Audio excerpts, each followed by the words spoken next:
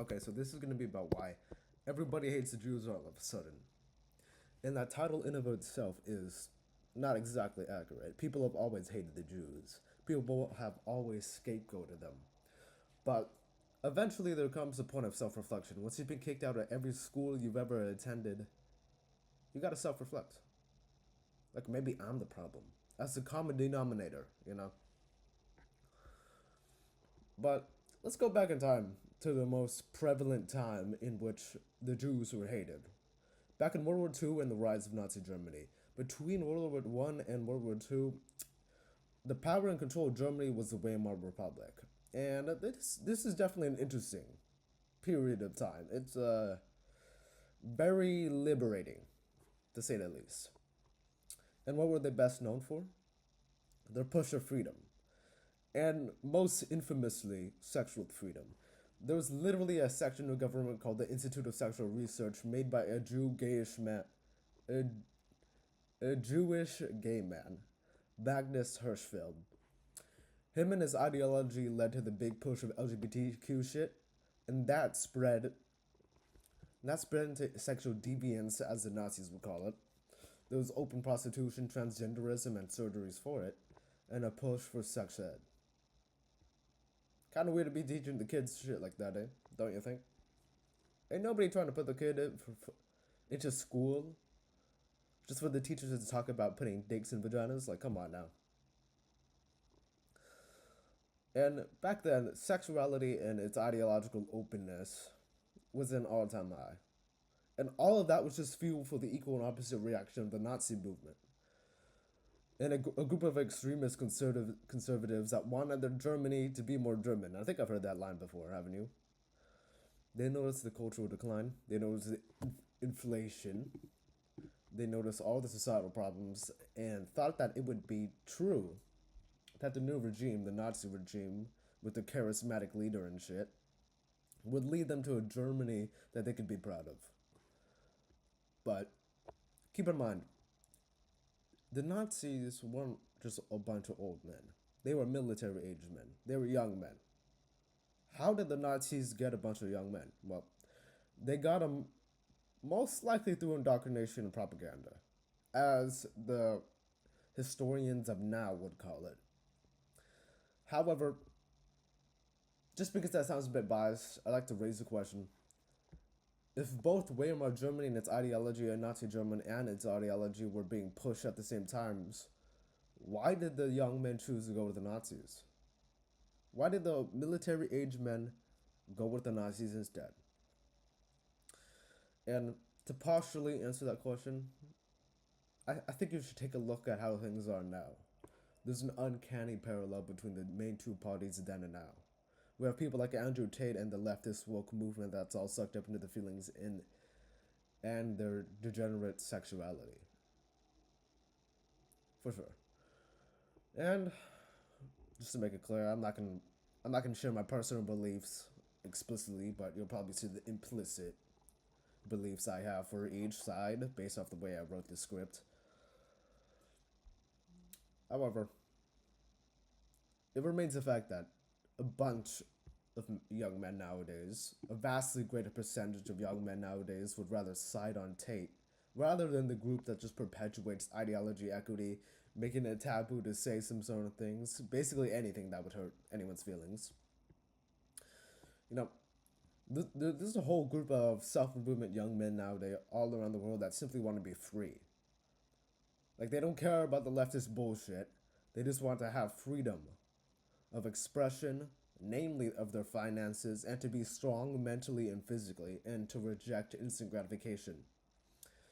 And that whole thing about instant gratification, well, I think it was best coined by Hamza, but a bunch of other similar guys have been saying the same things. And because they're rejecting instant gratification, that would inadvertently be going against the contrast. I mean, the whole movement of the Institute of Sexual Research. You know, just because Institute of Sexual Research was, well, namely for either expression of or action of sexuality. So, bottom line is, The young men would rather support a charismatic and dedicated leader because there's a connect. The young men can see that the leader actually cares about their development as men, their masculine development through the conviction and the chosen words of the mentor. You know, guys like Andrew Tate, they actually they care and they understand what it means to be masculine. Okay, I see how there could be some conflicting ideas on that, but point is, they're basically the fathers that their fathers couldn't be. Yeah. Tate is the father figure of many guys that didn't have such, I guess, ultra masculine father figures. That had fathers that were either absent or never really taught them much. And all of this is in contrast with the leftists that literally just push their ideology for the sake of pushing the ideology, without actually showing that they care for the strength and character of the young men. You know, I actually do see that a lot nowadays, especially when they tell the children that it's okay to feel bad, it's okay to not be okay, without balancing that with stoicism and other similar philosophies. Because once you go down the route of just being in your feelings, accepting them, blah blah blah, without having control, that leads to over feminized men. And I know I've been going on this whole round of Weimar Germany and drawing parallels between Nazi Germany, Weimar, and now. But let's see how that ties into the Jews.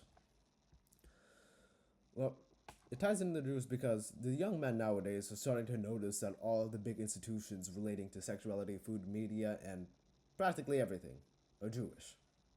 They own fucking everything. You remember on X? Okay, not gonna clip this, but remember on X when Kanye had that clip where he was showing that chart and it was all red, and all the red represent the big companies that were owned by Jewish people? Yeah, kind of like that. And it kind of like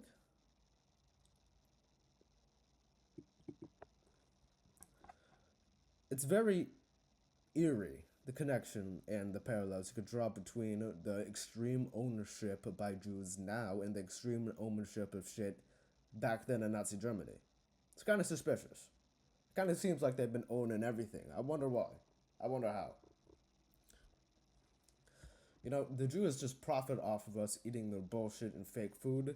They push their ideology with their monopoly on legacy media, or at least did, because with the influx of free speech, X, and Elon, it's not really as effective. And most namely, the Jews own and operate and profit basically all of the porn sites in America. Okay, not even America. Let's just say all of North America. All of basically the world. Yeah. So it seems that wherever the fuck they go, a big sign of it is the degeneration of the culture and the people, and an equal and opposite reaction. In that equal and opposite reaction of what's happening with the Jewish and what they're doing is oftentimes conservative values of whatever home country the Jews are trying to take over. An influx in white power as a result of reaction of the Jews, an influx in young men and their need for a masculine figure to follow and listen to. It's quite similar to what happened back in Nazi Germany and Weimar Germany, if you ask me. But to be fair, it's not like I'm a historian. It's not like I've spent my entire life geeking on this. And even now, because the Jews have so well integrated into American culture and society, I'd say that the American values that led to the America now are now a minority. Like, there's a whole group of ultra radicalized feminists, basically, that just hate on straight white men, which is understandable. And yes, I do see the patterns. And yes, blah, blah, blah, they have privilege. But there's no real point in spreading that hate. And as a result of the hate they spread it, now there's this whole white power movement that has been drawing from the KKK, basically.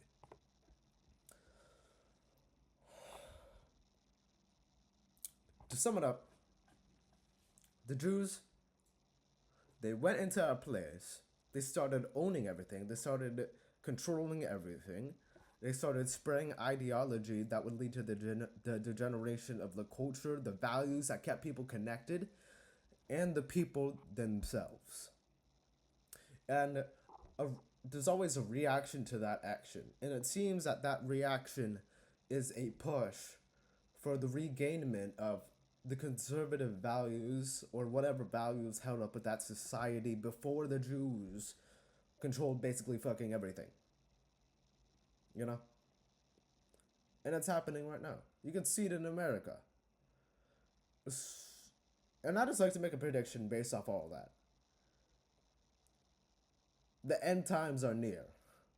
That's what I like to say. The end times are near.